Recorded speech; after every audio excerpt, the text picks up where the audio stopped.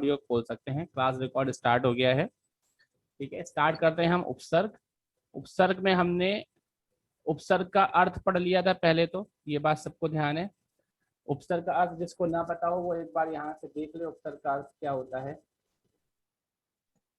ठीक है, उपसर्ग उस अक्षर या अक्षर समूह को कहते हैं जो शब्द रचना के निम्नलिखित शब्द के पहले लगाया जाता है। फिर हमने परिभाषा बताई थी उपसर्ग की, वे शब्दांश या अव्यय जो किसी शब्द के साथ आरंभ में जुड़कर उसके अर्थ में विशेषता ला देते हैं, उपसर्ग कहलाते हैं। उपसर्ग दो शब्दों से मिलकर बना है। उप जिसका अर्थ होता है समीप या निकट, सर्ग का अर्थ होता है सृष्टि करना यानी कि नई चीज को बनाना। इस तरह उपसर्ग का अर्थ हुआ पास में बैठकर दूसरा नया अर्थ वाला शब्द बनाना। स्क्रीन पे आपके सामने सब लिखा हुआ आ रहा है। उपसर्ग का कोई स्वतंत्र अस्तित्व नहीं होता है, उपसर्ग का अपना कोई अर्थ नहीं होता। ये शब्द के साथ मिलकर उस शब्द के अर्थ में एक विशेष नयापन ला देते हैं। ठीक है, हिंदी में उपसर्ग कितने होते हैं मैंने बताया था। हिंदी में मुख्य रूप से 3 उपसर्ग मिलते हैं। संस्कृत भाषा के उपसर्ग 19, हिंदी भाषा के 10 और उर्दू भाषा के 12। इस तरीके से हिंदी में 3 उपसर्ग हैं, संस्कृत, हिंदी और उर्दू के। हिंदी संस्कृत, हाँ बोलियो। सब जो लूसेंट की बुक है उसमें संस्कृत भाषा में 22 लिखे हैं। हाँ, ये बात मैंने उस समय भी बता दी थी। 22 उस किताब में लिखकर होते हैं जहां पर दुर दुश दोनों लिखे होते हैं। ठीक है, कुछ कुछ किताबों में क्या है, कुछ कुछ किताबों में क्या है, कुछ कुछ किताबों में दुर, ठीक है, दुस और दुस, ये तीनों अलग अलग लिखे होते हैं। ठीक है, और कुछ कुछ किताबों में ये तीनों एक में ही लिखे होते हैं। इसलिए किसी किताब में इनको 19 बताया गया है और किसी में 21 बताया गया है, किसी में 22 भी बताया गया है। जैसे कि लूसेंट में आपने एग्जाम्पल दिया। 19 का एग्जाम्पल मैं आपको घटना चक्र से बता रहा हूँ। ठीक है, और 22 और 21 को आप लोग देख चुके हैं अपनी किताबों में। हमेशा ध्यान रखना, उपसर्ग चैप्टर से जब भी प्रश्न आएगा ना आपके सामने, तो कभी वो इनकी संख्या आपसे नहीं पूछेगा। ना तो वो ये पूछता है कि संस्कृत के कितने उपसर्ग हैं, ना वो पूछता है कि हिंदी के कितने उपसर्ग हैं, ना वो पूछता है कि उर्दू के कितने उपसर्ग हैं। वो सिर्फ एक ही प्रश्न पूछेगा, आपको कोई भी शब्द दे देगा। जैसे अगर उसने आपको शब्द दे दिया प्रबल, तो आपसे पूछेगा बताओ प्रबल में उपसर्ग क्या है, तो आप कहोगे प्रबल में प्रा उपसर्ग है। बस इतना प्रश्न पूछता है। तो संस्कृत भाषा में हमारे उपसर्ग कितने हैं ये आप लोग देख लीजिए। संस्कृत भाषा में हमारे उपसर्ग हैं 19। ठीक है, इन 19 के बारे में हम फटाफट एक बार पढ़ लेते हैं। देख लो अब। देखो, पहला है अति। अति उपसर्ग जिसका अर्थ होता है अधिक या परे। शब्द बनते हैं अतिसार, अत्यंत, अतिक्रमण, अतिमानव, अतीत। दूसरा है अधि। अधि का अर्थ होता है ऊपर, अधिक, स्थान में श्रेष्ठ। ये जो आपको दोनों उपसर्ग दे रखे हैं इनका वैसे अपना कोई अर्थ नहीं है, लेकिन यहाँ आपको समझ में आ जाए इसलिए यहाँ पर बता दिया गया है। ठीक है, उसके बाद अनु है। अनु का अर्थ है पीछे, साथ, छोटा, समान या प्रत्येक। ये सारे अर्थ अनु के होते हैं। शब्द बने हुए हैं अनुमान, अनुक्रम, अनुवाद, अनुप्रास, अनुरूप, अनुज। अनुज माने छोटा भाई। ठीक है, अप उपसर्ग है। अप का अर्थ होता है बुरा या अपवाद या विपरीत। इससे शब्द बनता है अपशब्द। अपशब्द मतलब बुरा शब्द आपने बोल दिया। अपराध, कोई बुरा कार्य कर दिया। अपरूप, बुरे रूप वाला। अपत्याग। अपि उपसर्ग का अर्थ होता है भी। शब्द बनते हैं अपितु, अपिधान, अपिहित। उसके बाद ये आपके सामने है अव। ठीक है, अब दिख रहा है सबको? Yes sir. हाँ, तो ये आपके सामने है अव। अब का अर्थ क्या होता है? नीचा, बुरा, हीन। शब्द क्या बनते हैं? अवगुंठन, अवमानना, अवछिन्न। अवगुंठन का अर्थ मैंने बताया था घूंघट होता है। क्या होता है? घूंघट। हाँ, घूंघट कौन करता है? गांव में सब लोग करते हैं। गांव में नहीं, शहर में भी सब लोग करते हैं। ठीक है, महिलाएं करती हैं, दुल्हन। शादीशुदा महिलाएं। सर दुल्हन। सर दुल्हन। हाँ, दुल्हन भी घूंघट करती है ना। एक गाना भी है, घूंघट को मत खोल रे रोरी, घूंघट है अनमोल। सुना है गाना ये वाला? चलो नहीं यूट्यूब पर सुना है। सर्च कर लेना। अगला आपका उपसर्ग है आ। आ ये आपका एक स्वर भी है जो मैंने आपको पढ़ाया था। इसका अर्थ होता है तक, इधर, या से, या समेत, या उल्टा। शब्द बनते हैं आसन, आकाश। ठीक है, आजा, आजानु, आमुख। आजानु तुम्हारा वाला जानू नहीं है, आजानु का अर्थ होता है घूंघट। ठीक है, दोनों सॉरी, का मतलब सर घूंघट। नहीं नहीं अच्छा, नहीं नहीं इसका नहीं, भी मतलब अरे घूंघट। सुन लो सुन लो सुन लो, आजानु का अर्थ होता है घुटने, जो तुम्हारे पास दोनों हैं, घुटने, हाँ है हाँ ना। ओके हाँ, है सर। दोनों। जानू के चक्कर में गड़बड़ हो गई। जानू को घूंघट हाँ, पहनाने जानू चलती के है, चक्कर गड़बड़ में हो भूल गई। गई। हाँ। चलो, उद, उद का अर्थ होता है ऊपर या फिर श्रेष्ठ। इससे शब्द बनता है उल्लास, उत्थान, उद्भेदन, उदय। ये बात ध्यान रखना हमेशा, कभी भी अगर पूछता है कि उल्लास शब्द में या उत्थान शब्द में कौन सा उपसर्ग है या उद्भेदन में, तो आपको हमेशा बताना है उद उपसर्ग है। ठीक है, उदय में तो आपको दिख रहा है, उदय में तो आपको दिख रहा है कि उद है, लेकिन उल्लास में आप लोग उल लगा देते हो और ऑप्शन में वो उल देता है। ठीक है, तो ये गलती हमें नहीं करनी है, हमें सब अच्छे से करना है। ठीक है, ओके सर। चलो अगला देखो, अगला आपके सामने उपसर्ग आ गए अभी। ठीक है, जो नोट कर रहा हो नोट कर ले, जो स्क्रीनशॉट ले रहा हो स्क्रीनशॉट ले ले। अभी उपसर्ग का अर्थ होता है और, सामने, पास, विशेष। शब्द बनते हैं अभिषेक, अभिगमन, अभिनेता। ठीक है, उप उपसर्ग, उप भी एक उपसर्ग होता है और ये आपके संस्कृत के उपसर्ग हैं। इसका अर्थ है पास, सहायक या छोटा। उपमा, उपांग, उपांग मतलब शरीर का एक अंग, जैसे आपके हाथ, पैर, उंगलियां। ठीक है, उपाधि, किसी को कोई उपाधि देना, राजा की, महाराजा की। उपनिवेश। ठीक है, उसके बाद है दुर। अब शिवानी यहाँ ध्यान देना, चली गई का? नहीं सर, ओ चलो ठीक है, ऑनलाइन क्लास में ये पूछना पड़ता है, भाई बच्चा क्लास छोड़ के चला गया, हम बोले पड़े। ठीक है, दुर, दुर जो उपसर्ग है इसका अर्थ होता है कठिन, बुरा या विपरीत। इससे शब्द बनते हैं दुराशा यानी कि बुरी आशा। दुर्वासा, दुर्वासा एक ऋषि था जो गंदे कपड़े पहनता था। दुर्योधन एक राजा था, दुर्योधन का अर्थ होता है जो बहुत कठिन, जो जो जिससे युद्ध ना किया जा सके, जो बहुत बलशाली हो, जो बहुत कठोर हो, कठिन हो। ठीक है, अब यहाँ पर शिवानी हमने दुर आपको अलग से लिखवाया है। ठीक है, तो इसकी काउंटिंग अलग से होगी इसमें। अब आगे देखते हैं,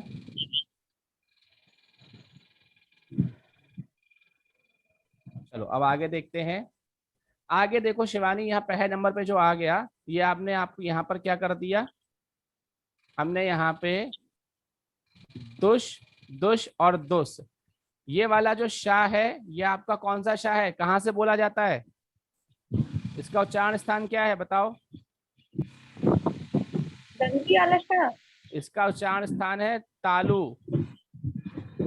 सर चाहा तालु सर, तालु। और ये वाला शाह जो है इसका उच्चारण स्थान है मूर्धा। और ये वाला सा जो है इसका उच्चारण स्थान है दंत, जिसे मैंने बताया था सुसुसा। ठीक है, हाँ सर। दोष, दोष, दोष, ये तीनों शिवानी हमने एक ही में ले लिए, तो इनकी काउंटिंग एक ही में हो जाएगी। ठीक है, ओके सर। अगर हम इनको अलग अलग कर दें तो 19 तो हमारे पास हमने लिखवाए हैं, 20, यस सर। 21, 22, इन तीनों को जोड़ दो 19 में तो 22 हो गए। ठीक है, ओके सर। तो ओके। कठिन, बुरा और विपरीत तीनों का एक ही अर्थ होता है। शब्द बने हैं दुशासन, बुरा शासन करने वाला, दुष्प्रयोग, बुरा प्रयोग करने वाला, दुस्साहस, बुरा साहस करने वाला। अगला है आपका नी, नी का अर्थ है बड़ा, विशेष या निषेधात्मक। शब्द बनते हैं नियम, निष्ठा, निधि, न्याय। उसके बाद है आपका निर, निर का अर्थ है बड़ा, विशेष, निषेधात्मक। ठीक है, शब्द बनते हैं निरंजन, निरापद, निरामिष और निर्माण। निरामिष का अर्थ मैंने बताया था, निरामिष का अर्थ बताओ क्या है, निरामिष का अर्थ बता दो कोई अच्छा फटाफट। निरामिष उसी दिन बताया था, सबने कहा था सर हम नहीं खाते, हम नहीं खाते, बताओ। निरामिष का अर्थ होता है मांस। ठीक है, मांस, मांस, नॉनवेज, चिकन, बकरा। ठीक है, चलो अगला देखो, अगला है निस।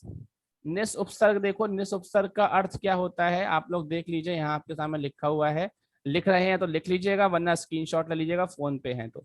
निस उपसर्ग का अर्थ है बड़ा या विशेष। शब्द बनते हैं निश्वास, निष्फल, निस्वार्थ। ठीक है, जिसका बड़ा स्वार्थ हो या विशेष स्वार्थ वाला व्यक्ति हो। अगला है परी। परी परी है एक परी, और इसका अर्थ है चारों ओर या फिर पास। शब्द बनता है परिमाण, ठीक है।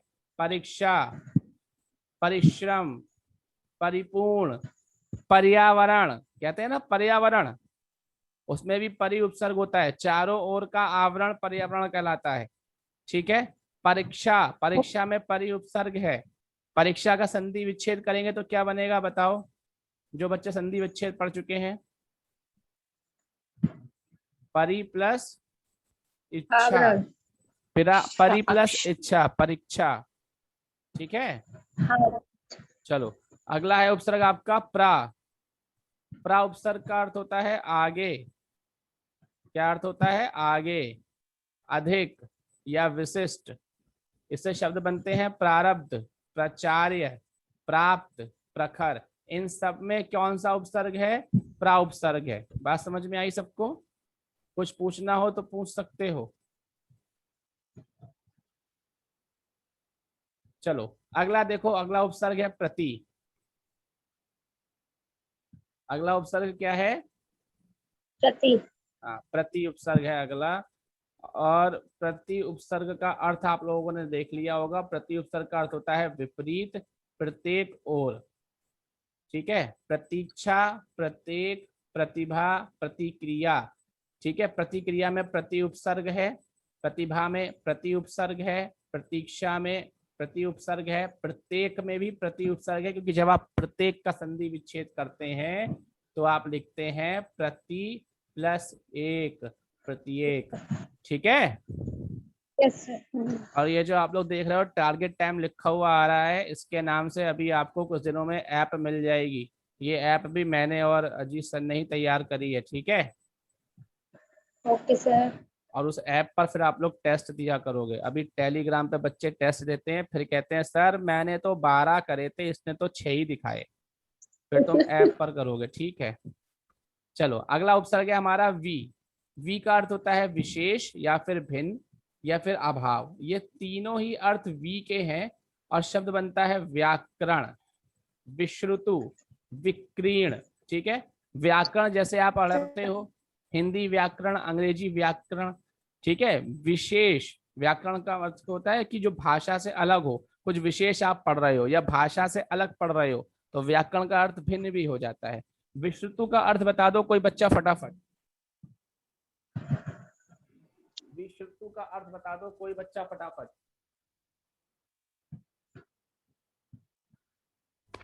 विश्रुतु बता दो, विश्रुतु। अरे है कोई, चले गए।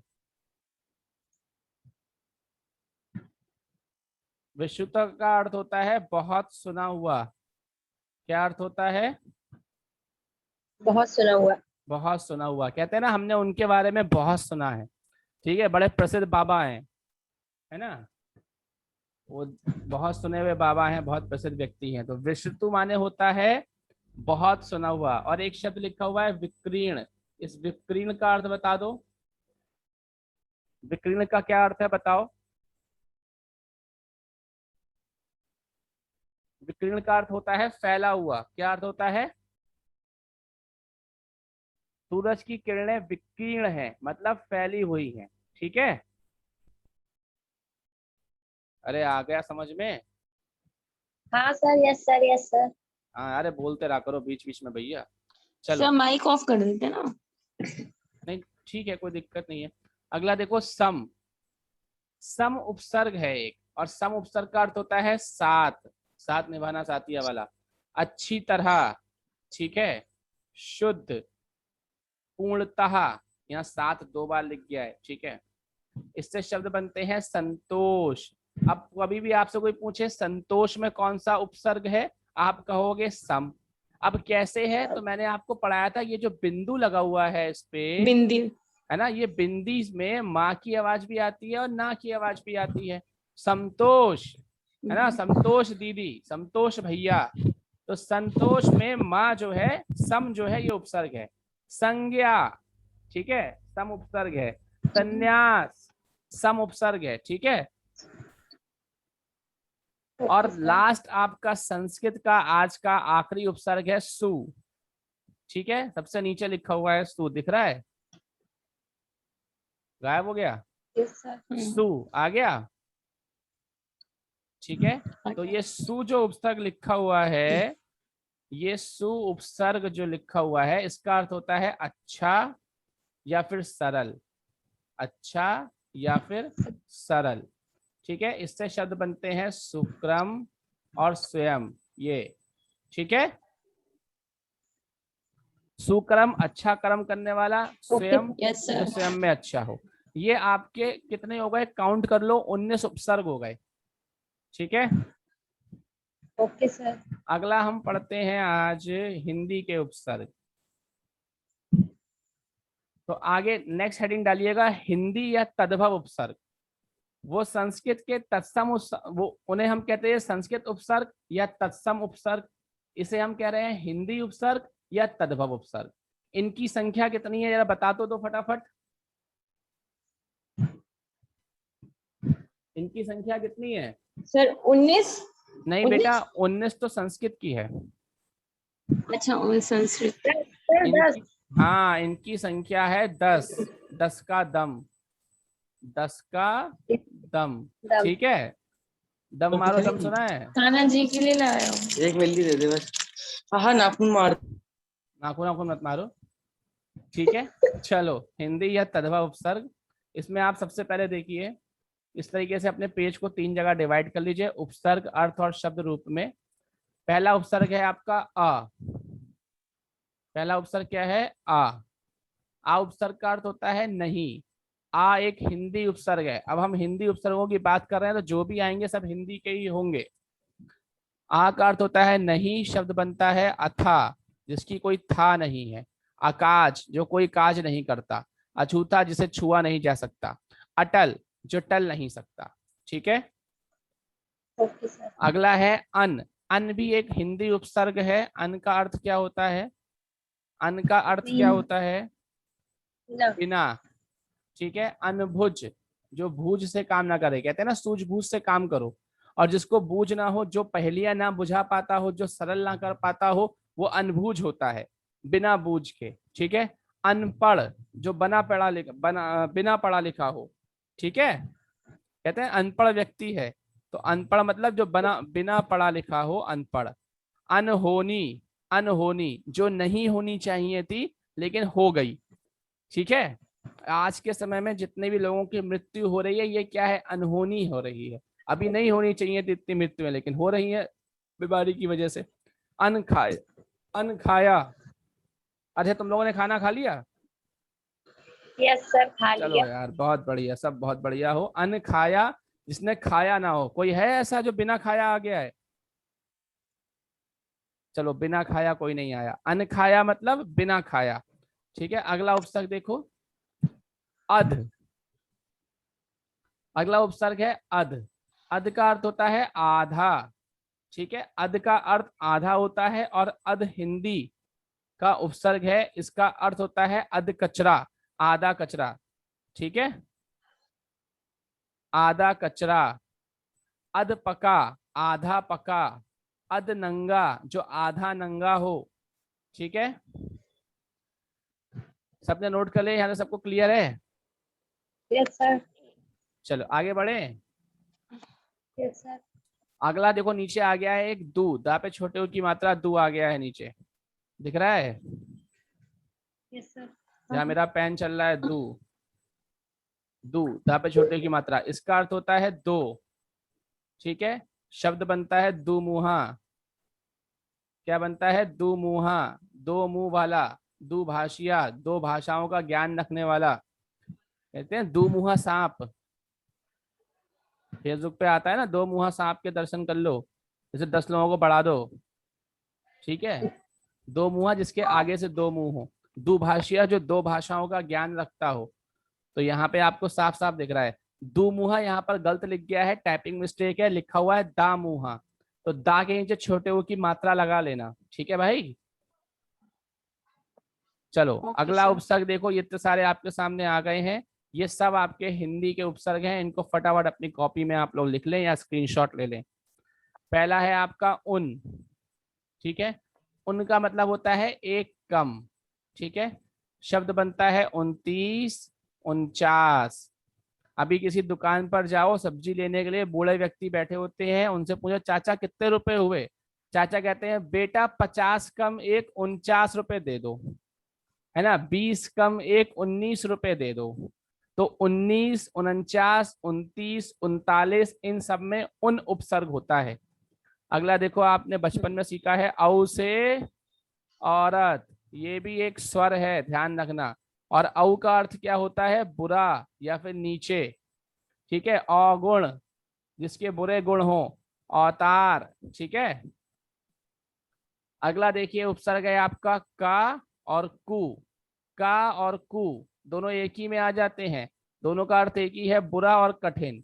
शिवानी, अगर हम का और कु को अलग अलग लेते तो हमारे हिंदी के 11 उपसर्ग हो जाते, हमने एक ही में ले लिया है तो 10 उपसर्ग हैं, ठीक है। तो ओके। किताबों में अगर कहीं भी लिखा हो तो घबराना नहीं है, हमेशा याद रखो उपसर्गों की संख्याओं से प्रश्न नहीं पूछता है। प्रश्न कहाँ से पूछेगा कि बताओ भैया कठोर शब्द में कौन सा उपसर्ग है, तो कठोर शब्द में का उपसर्ग है। कपूत शब्द में कौन सा उपसर्ग है, का उपसर्ग है। कठोर माने कठिन होता है, ठीक है, ठोस, कहते हैं ना कठोर वस्तु है, कठिन है। कपूत माने होता है बुरा पुत्र, ठीक है। जो पूत माने पुत्र, पूत माने पुत्र, कहते हैं ना पूत के पांव पालने में ही पता लग जाते हैं, तो पूत जो होता है वो पुत्र होता है, ये एक कहावत है, ठीक है। पूत के पांव पालने में पता लगना। अगला देखो दू, अगला उपसर्ग है दू, दिख रहा है दू, यहाँ दू पे छोटे ऊ की मात्रा लगी हुई है। अब कुछ बच्चे कहेंगे सर दू तो पहले भी आया था, बिल्कुल, उस दू का अर्थ था संख्या के रूप में, उसका अर्थ था 2, ठीक है। तो हम कहते दो मुहा, दुभाषिया, इस दू का अर्थ है कम और खराब, ठीक है। अब हमने कहा दुकाल, दुकाल में दू उपसर्ग है, ठीक है, दुकाल में दू उपसर्ग है। दुकाल मतलब खराब काल, काल का अर्थ होता है समय, तो दुकाल का मतलब खराब समय आ गया जिसका, बुरा समय आ गया जिसका। दुबला, जिसके अंदर कम बल हो, दू का अर्थ है कम भी है, तो दुबला मतलब कम बल वाला। कहते हैं ना, मम्मी कहती है या पड़ोसी कहते हैं अरे आपका बेटा कितना दुबला है, आपकी बेटी देखो कितनी दुबली है, तो दुबली मतलब कम बल वाली है। अब उन्हें ये पता नहीं, बेटी ने एक हाथ धर के मार दिया तो तुम्हारा बेटा 10 बार नीचे गिरेगा, है नहीं है। चलो अगला देखो सा और सु। सा और सु, सा और सु दोनों एक ही में है, इसका अर्थ होता है अच्छा, ठीक है। सपूत, जिसका अच्छा पुत्र हो, जैसे मैं। सुडौल, ठीक है, समझ में आ गया। अगला लिखो पर, अगला उपसर्ग है पर। पर उपसर्ग, पर उपसर्ग का अर्थ होता है दूसरा, ठीक है, कहते हैं पराया, ऐसे ही पराया में दूसरा, पर जो है पराया में जो है पर उपसर्ग है पर। पर का अर्थ होता है दूसरा। शब्द बने हैं परहित, परहित, ठीक है, दूसरे का हित करना। पर सुख, दूसरे के सुख के बारे में सोचना, ठीक है। एक कहावत होती है आदमी अपने दुख से दुखी नहीं है, दूसरे के पर सुख से दुखी है, मतलब दूसरे के सुख से दुखी है, ठीक है। आवाज सबको आ रही है, हाँ आ रही है सर। कोई सो तो नहीं गया। चलो अगला देखो, उर्दू उपसर्ग हेडिंग डाल लो, हिंदी के 10 उपसर्ग पूरे हो गए। अगला हम पढ़ रहे हैं उर्दू उपसर्ग। उर्दू उपसर्गों की संख्या बता दो कोई बालक फटाफट। 12। बहुत 12। बढ़िया, बहुत बढ़िया। उर्दू उपसर्ग की संख्या 12 होती है। अपनी कॉपी के पन्ने को 3 जगह डिवाइड कर लो, उपसर्ग, अर्थ और शब्द रूप में, इस तरीके से।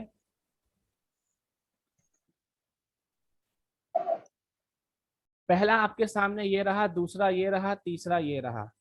तीनों को लिख लीजिए, चाहे तो स्क्रीनशॉट लीजिए, इसलिए एक बार में दे देता हूं। पहला है आपका कम। कम का अर्थ होता है न्यूनहीनता बोधक, ठीक है। जैसे कहते हैं कम उम्र है बेटा अभी तुम्हारी, कम उम्र मतलब अभी तुम्हारी उम्र न्यून है, छोटी है। कम अक्ल, अभी तुम्हारी अक्ल जो है वो न्यून है, मतलब कम है तुम्हारे अंदर, छोटी अक्ल है तुम्हारी, ठीक है। अगला उपसर्ग देखो खुश। खुश, खुश का अर्थ होता है अच्छा। अब आपको देख के लग रहा होगा, आप बोलते हो अरे सर आज वो बड़ी खुश लग रही थी, या आज वो बड़ा खुश लग रहा था। सर आप तो बड़े खुश लग रहे हो। तो खुश जो होता है वो अपने आप में एक उर्दू उपसर्ग है, इसका अर्थ होता है अच्छा, और शब्द बनते हैं खुशनुमा। खुशनुमा में खुश उपसर्ग है उर्दू का। खुशबू, खुशबू में खुश उपसर्ग है। ठीक है, हमें हमेशा बू की जरूरत है। अगर बू अच्छी है तो खुशबू है, और बू बुरी है तो बदबू है। बू का अर्थ होता है स्मेल। ठीक है, खुश दिल, खुश दिल, जिसका दिल हमेशा खुश रहता है, तो खुश दिल में खुश क्या है, उर्दू उपसर्ग है। अगला देखिए गैर। ठीक है, गैर, गैर एक उर्दू उपसर्ग है, इसका अर्थ होता है रहित या फिर भिन्न। ठीक है, गैर कानूनी, ठीक है, जिसने कानून से अलग काम किया हो, यानी कि गलत कानून काम किया हो। गैर मुमकिन, जो बात मुमकिन ना हो, ठीक है, जो बात हो नहीं सकती उससे अलग बात करे। गैर हाजिर, जो उपस्थित ना हो अपनी क्लास में, ठीक है, आज लोग गैर हाजिर रहे, इस तरीके से। नेक्स्ट आगे बढ़े सभी लोग फटाफट। Yes sir. यहाँ तक कोई दिक्कत सबने नोट कर पाते हो, स्क्रीनशॉट ले पाते हो, कोई दिक्कत तो नहीं होती है? सर स्क्रीनशॉट ले नहीं लेते सर, हैं। कोई दिक्कत नहीं। चलो ठीक है, बता देना। देखो ये ओके सारे आ गए तुम्हारे सामने। अगला उर्दू उपसर्ग है तुम्हारा बा, है ना, बा, बकरी वाला। Yes sir. बा का अर्थ होता है साथ, लिए या पर। शब्द बनता है बखूबी, बदस्त, बकौल, बा मुश्किल। बदस्त शब्द का अर्थ होता है हाथ से। ठीक है, बदस्त शब्द का अर्थ होता है हाथ से। अगला शब्द है आपका बद। बद का अर्थ होता है बुरा या फिर पर, और इससे शब्द बनता है बदनसीब। तुम बड़े बदनसीब हो, ऐसा हम कहते हैं ना। बदनसीब मतलब तुम्हारा नसीब, तुम्हारा लक वो बुरा है। बदनाम, ठीक है, तुम्हारा नाम बुरा है। ठीक है, बदहजमी, तुम्हें हजम नहीं हो रहा कोई बात, बदहजमी हो गई है। ठीक है, अगला देखो बिला। अगला शब्द है बिला। बिला का अर्थ भी होता है बिना। अगर आपके कोई पहचान में है बड़े बुजुर्ग जो उर्दू बोलते हो या जो मुस्लिम व्यक्ति हो, तो आप कभी ध्यान से सुनना, वो कहते हैं बिला कानून। बिला कानून का मतलब है बिना कानून। जो हम शुद्ध कहते हैं अरे बिना कानून, वो कहते हैं बिला कानून। हम कहते हैं सर बिना वजह उसने मुझे मारा, वो क्या कहेंगे, बिला वजह उसने तुम्हें पीट दिया। ठीक है, बिला वजह। तो बिला वजह, बिला कानून में बिला उपसर्ग है। अगला उपसर्ग देखिए आप लोग अपना बा। बा, ठीक है, बा का अर्थ है अनुसार या फिर साथ में। ठीक है, हम कहते हैं बाकायदा। बाकायदा मतलब कायदे के अनुसार चलो। बा इज्जत, इज्जत के साथ बरी किया जाता है। बा मुलाजा, ठीक है, बा मुलाजा अकबर आ रहे हैं। तो बा मुलाजा का अर्थ क्या होता है, लिहाज के साथ, है ना, लिहाज के साथ, इज्जत के साथ। अगर आप पुरानी पिक्चरें देखो राजा महाराजा वाली, बाजीराव मस्तानी, इस तरीके की पिक्चरें देखो, तो कहते हैं बा मुलाजा राजा को छोड़ कर आओ, बा मुलाजा रानी को लेकर आओ, मतलब लिहाज के साथ लेकर आओ। ठीक है, कोई यस सर नहीं बोला हो चलेगा ये? Sir yes sir. हाँ, चलो अगला देखो, ये लिख लो। 10 मिनट रह गए हैं, 10 मिनट में हमारे उर्दू उपसर्ग पूरे हो जाएंगे। Okay sir. ठीक है, अगला है बे। बे, बे का अर्थ होता है अभाव या फिर रहित। ठीक है, किसी चीज की कमी होना। तो बेइज्जत, बेइज्जत, बेइज्जत मतलब इज्जत ना रहना, इज्जत रहित हो जाना। बेअक्ल, अक्ल ना रहना। बेहिसाब, हिसाब किताब से ना चलना। ठीक है, बेहिसाब, हिसाब किताब से ना चलना। और ये भैया लो, कितने लोग इसी के चक्कर में परेशान है। ठीक है, बेवफा, जो वफा ना करे। ठीक है, चलो अगला देखो सर। अगला है सर। सर का अर्थ, सर भी एक उर्दू उपसर्ग है, और सर का अर्थ होता है मुख्य।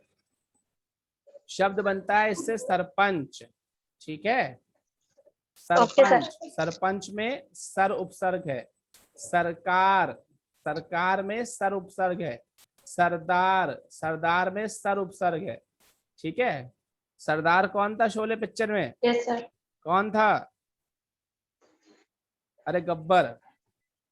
ठीक यस है, सर। अगला देखो हर। बोल। हर भी, अरे मर नहीं बेटा, हर भी एक उपसर्ग है, ठीक है, उर्दू का। इसका अर्थ होता है प्रत्येक। इससे शब्द बनते हैं हर रोज, हर कोई, हर एक, हर बार। ठीक है, हर बार वो मुझे धोखा दे देते हैं, हर रोज वो मुझसे मिलने आते हैं, हर कोई तुम्हारी तरह बनना चाहता है, हर एक व्यक्ति को टॉफी दे दो, हर एक व्यक्ति को फल दे दो। ठीक है, तो इन सब में हर उपसर्ग है, हर एक उर्दू उपसर्ग है। उर्दू उपसर्ग ही हम लोग यहाँ पे पढ़ रहे हैं, ध्यान रखिएगा। चलिए अगला आगे चलते हैं। आगे आपके सामने ये 2 आ गए और इस तरीके से हमारे उपसर्ग जो है 12 उर्दू के ये भी पूरे हो गए। पहला है हम एक उर्दू उपसर्ग है, इसे हम लोग रोज बोलते हैं। हम का अर्थ होता है समान, और इससे शब्द बनता है हमदर्द, जिसका दर्द समान हो। ठीक है, आजकल सब लोग हमदर्द हैं, सबके सिर में दर्द हो रहा है, बुखार आ रहा है। ठीक है, हमदम, हमदम। ठीक है, हम वतन, जिनका वतन समान हो। हम राह, ठीक है, जिनकी राहें, जिनके रास्ते समान हो, एक से हो। ठीक है, अब हमराज भी इसी में आता है। हमराज एक पिक्चर भी है, ठीक है, बॉबी देओल की, और उसमें अमीषा पटेल भी है उसमें। Yes sir. और सर हाँ, एक और हीरो है। कौन है वो, उसका नाम अक्षय खन्ना। Yes sir. हाँ, चलो अगला देखो, ला। ठीक है, ला का भी अर्थ होता है बिना। ठीक है, पहला शब्द है लापता, जिसका कोई पता ना हो, लापता। ठीक है, लावारिस, जिसका कोई वारिस ना हो। और कोरोना आज कैसी बीमारी बनी हुई है, ला इलाज, जिसका कोई, लाइलाज। हाँ, जिसका कोई इलाज नहीं है। और अंत में है लापरवाह, जिसे कोई परवाह नहीं है। कहते हो ना, अरे यार तुम्हें तो मेरी परवाह नहीं है। हाँ, बोलो क्या कह रहे हो। जो बिना मास्क लगाए निकल रहा है घर से, हाँ, जब, लापरवाही। हाँ, वो लापरवाही कर रहे हैं, है ना, उन्हें कोई परवाह नहीं है। वो कहते हैं अरे कुछ नहीं है, कोरोना वोरोना।